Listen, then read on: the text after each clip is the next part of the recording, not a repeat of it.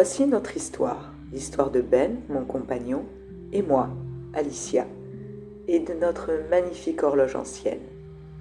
Afin d'être au plus juste et objective, j'ai repris une partie de mon journal audio.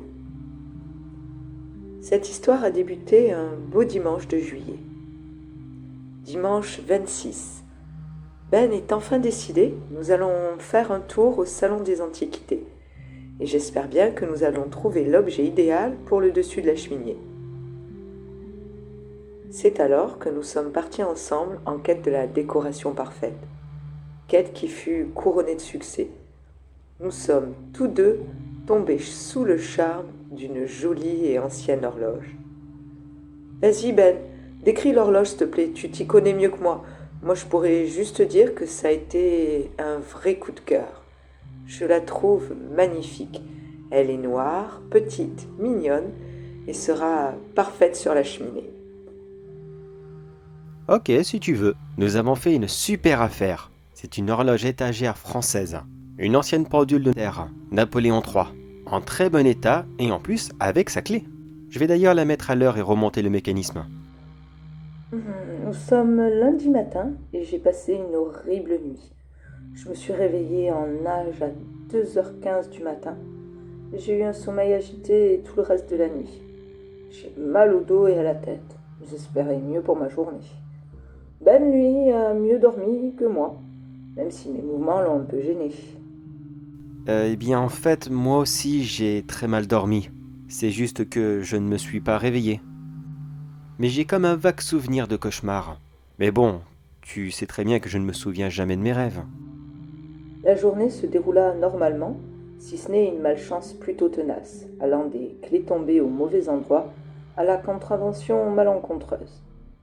La soirée arrivée, nous étions bien contents de nous poser confortablement sur le canapé. Et Ben, épuisé par sa journée, s'est endormi. Au bout de quelques minutes, il a commencé à s'agiter et j'ai eu beaucoup de difficultés à le réveiller.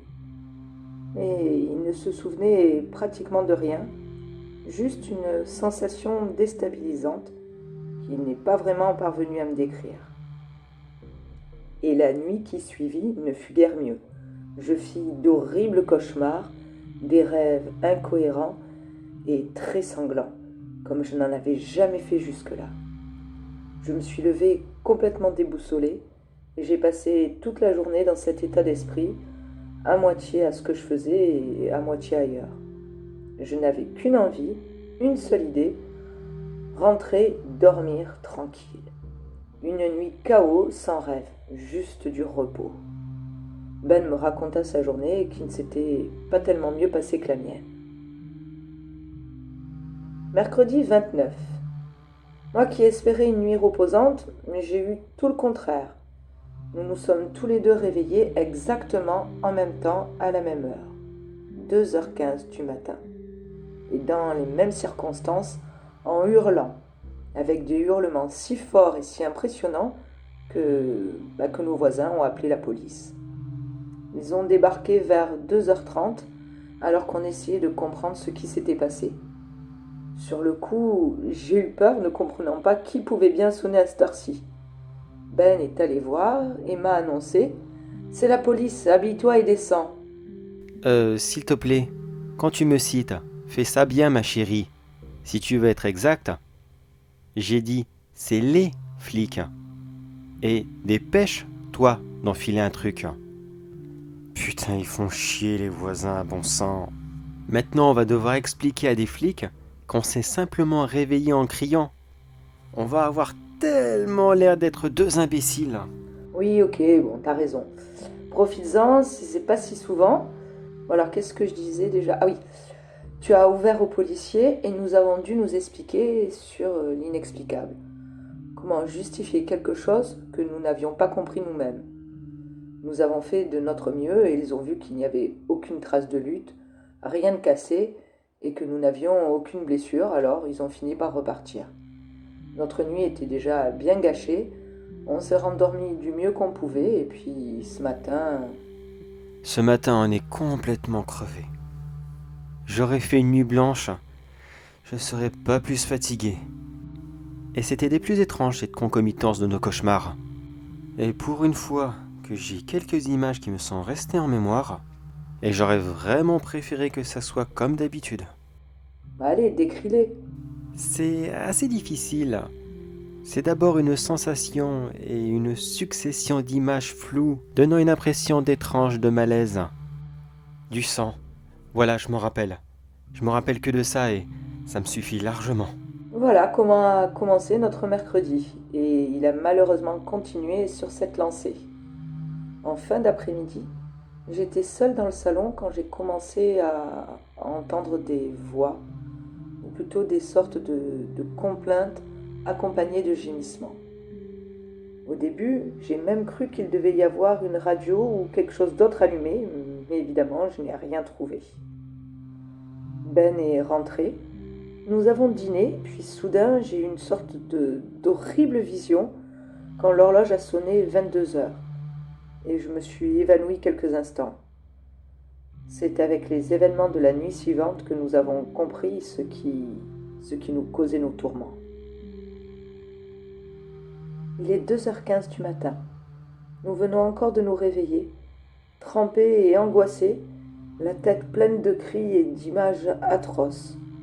Nous avons rêvé exactement la même chose. Je vais laisser Ben raconter. Merci de me laisser cet honneur. C'est vraiment nécessaire. Tu enregistres vraiment ça dans ton journal? Tu tiens tant à ton souvenir? Oui, s'il te plaît. Ok.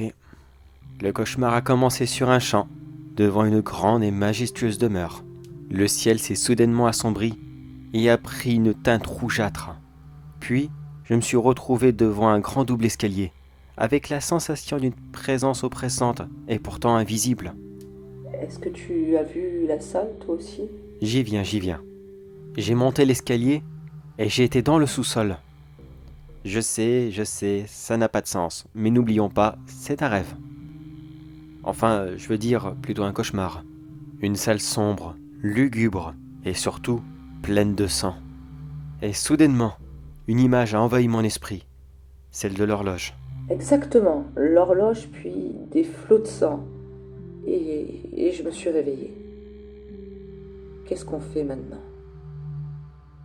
C'est à ce moment-là qu'après avoir fait le tour des diverses solutions, nous avons envisagé de faire exorciser l'horloge. Mais il fallait encore trouver par qui. Et franchement, ce n'est pas si simple de trouver une personne pratiquant ce genre de cérémonie, et encore moins sur une horloge. Malheureusement, au fur et à mesure que les jours passaient, notre épuisement, lui, ne faisait que se renforcer, renforçant par la même occasion le pouvoir néfaste de cette horloge sur notre malheur. Samedi 1er septembre. J'ai de plus en plus de visions, des images horribles, bien pires qu'au début. La dernière était atroce, avec une multitude de corps, de morceaux de corps, certains éviscérés, d'autres dépecés. Une vision d'horreur, il n'y a pas d'autre mot. J'ai des nausées régulièrement, des frissons. Je suis complètement épuisée, à force de ne faire que des cauchemars. Heureusement, Ben a trouvé quelqu'un qui a accepté de venir s'occuper de notre problème. Moi, je suis complètement à bout. Je préfère qu'il l'explique lui-même. Après avoir essayé de nombreuses églises, je suis tombé par hasard sur un prêtre qui a pris le temps de m'écouter et qui m'a indiqué une petite boutique située derrière une vieille église, au nord de la ville. Là-bas, j'ai expliqué ce qui nous arrivait à une vieille dame habituée, si on peut dire. Et elle a accepté de venir nous aider. Elle doit venir ce soir à 19h. L'attente parut interminable. Toute la maison était plongée dans une atmosphère lugubre. Elle, d'ordinaire si agréable et lumineuse, paraissait à ce moment-là semblable à notre futur tombeau. Les visions, qui plus est, s'intensifiaient. Elles étaient bien plus nombreuses et intenses. J'avais l'impression d'être complètement envahie par ces dernières.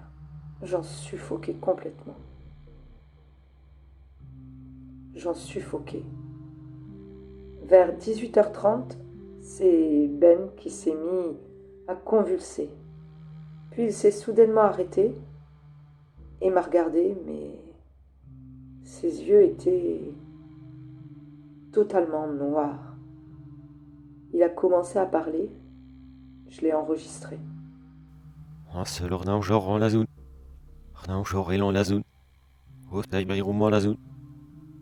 Ce qui en fait, passé à l'endroit, donne un message encore plus glaçant. Nous allons mourir bientôt. Nous allons les rejoindre le sang. Nous allons mourir bientôt.